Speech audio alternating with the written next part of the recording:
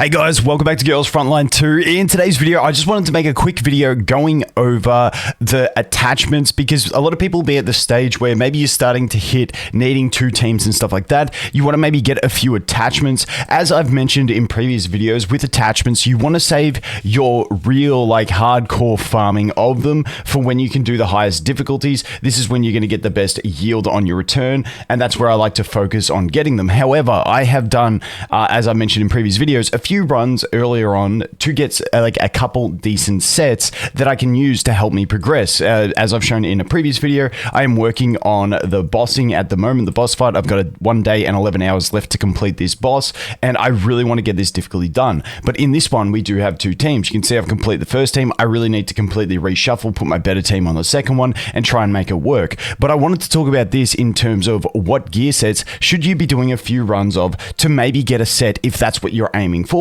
or what should you look to farm first once you get there. And so when I go over here, the first thing is it depends on what characters you have and what is their best in slot. Now, I've already done my QJ guide. Next week, I'm going to dedicate to making a bunch of character guides, so I'll have more best in slot gear and stuff like that for all of them in those videos. But the thing you've got to look at is what weapons are you primarily using. If I look to me, I've got QJ, assault rifle. She's my main DPS.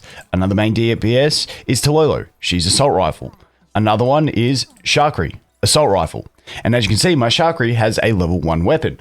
Well, the thing about these double 2 teams areas, like the bossing, you can actually swap your weapons and attachments, and also you can swap out your keys once you've cleared a side with one team. You could see previously my team has completed that, and now I can swap it over. So that leads me into what do you actually want to farm? And that is, you want to farm something that is going to be universal across a bunch of your characters that can benefit them all. So the one I went to, and I would recommend farming, and once again, when I say farming, I'm not talking about burning all of your stamina. I'm talking about doing some runs to get yourself a decent little set so that you can go just level them up so you've got a bit more power on your main DPS, and then you're kind of cooking. And so the one I went for was the Phase Strike set. Now, Phase Strike is very universally good. It deals 15% increased damage to targets with phase element debuffs.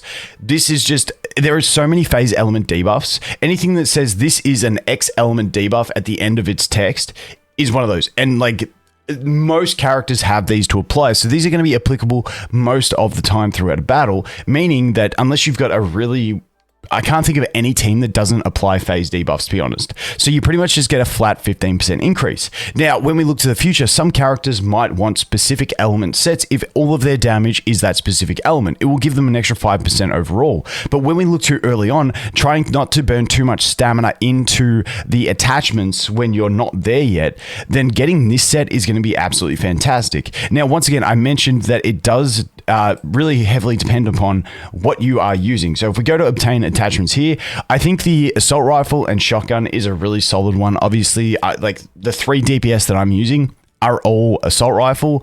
And then I also have obviously the free copy that we get over here of Lotta, which she has a shotgun. So just through virtue of farming for a few pieces for my assault rifle, I've already got myself a decent little set for her over here on the shotgun, which is perfectly solid. So now I've got like 4 units that are really benefiting from what the bit of farming that I did over there. So if we bounce back over the other place, if we go over here now, once again, if you're using a sniper rifle or something like that, you might have to come over here and farm the same. But once again, I think it's pretty universally good to farm the phase. But once again, if you think your character has a better element and you can't share them around, then you can go for their specific element if you want to. But like I said, Phase Strike is just universally splashable for this early stage. And I feel like most people will be going down the assault rifle shotgun path because a lot of the main DPS in the game are looking at being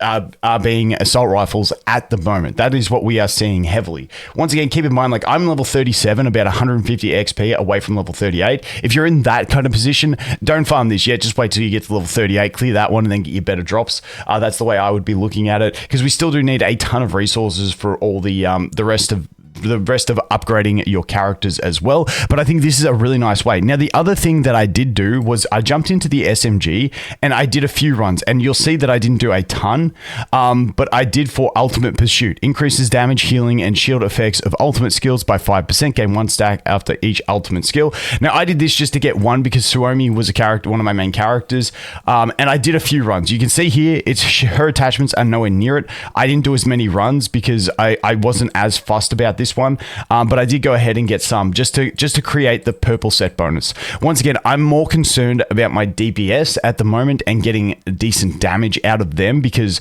when we look to boss fights and why I'm actually trying to get attachments earlier than when we're at max difficulty, it is because I'm trying to push these things that are often more of a DPS check than a survival check. At least considering I have Suomi, it's more of a DPS check. If you didn't have Suomi, it might be more of a survival check for you. But that is what I would be looking at. Now, as for upgrading, I think it's perfectly safe just to upgrade whatever you get, as long as like there's one main stat. And once again, this is if you are looking to push. If you're not looking to push, you can save the resources. But if we take a look at this one, you can see I only upgrade them once. I'm like, this had attack boost on it.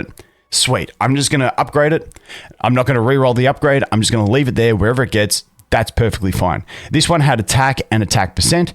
Perfectly fine. Now, obviously, you're going to want crit rate on these as well, but at the moment, I'm not going to keep farming and wasting my stamina on the lower drop rates just to try and get the ideal substats. That's not what I'm going for. I'm just trying to get a better stat weight on my character that I can then swap over. This one had attack boost. Good enough for me. This one over here, we had crit rate and crit damage. Unfortunately, no attack or attack boost, but still, it is perfectly fine. So I upgrade those. So now all I have to do, if I want to go ahead and beef up, let's say, my Sharkery over here, then I literally just go here.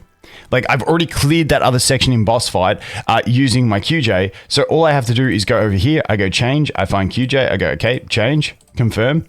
Done. All the attachments are still there, so the attachments are bound to the weapon, and that just makes this system super easy with the phase strike. It's like, okay, I got all my attachments on this weapon, I just swap it over to my Sharkery, I bounce out, and away we go. Now, obviously, the other thing I would do, and if you are looking to do this type of stuff, you just come over here, you come over to the keys, and we can go, okay, where's QJ's key? I just install that, boom, done, and then do the so on and so forth, and now you're getting your main DPS with the same weapon that you used on your other main DPS and the same keys, so you're getting all the same benefits just shuffled around. And that's why I definitely think if you are looking to get a few pieces of gear to start trying to push some of those harder things, I think phase strike is the safe one to jump into. Like I said, for most people, I do think it is going to be phase strike on the assault rifle and shotgun.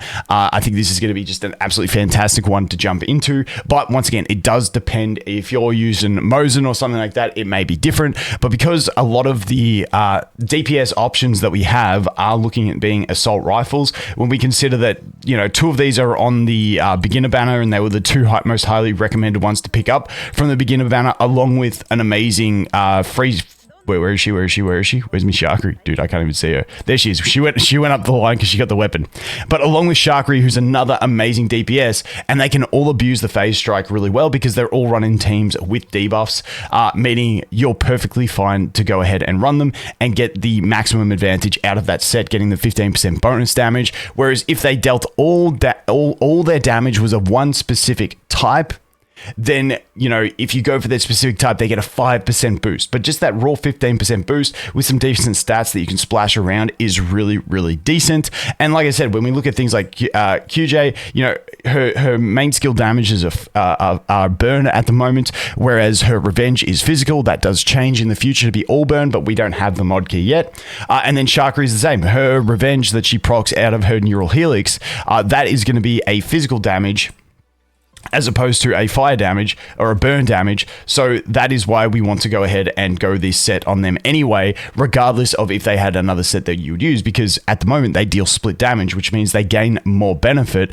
out of the phase strike set. So that is everything that I wanted to cover in this one. Like I said, it's not too advanced, but it's just a handy thing to know that you can swap those weapons around between fights, especially in the boss fight section, and you can really abuse the phase strike amongst multiple characters because pretty much every team is going to be running one of those. But that covers this one, guys. As always, thanks for watching. I hope you have an awesome day, and I look forward to seeing the next one. Cheers.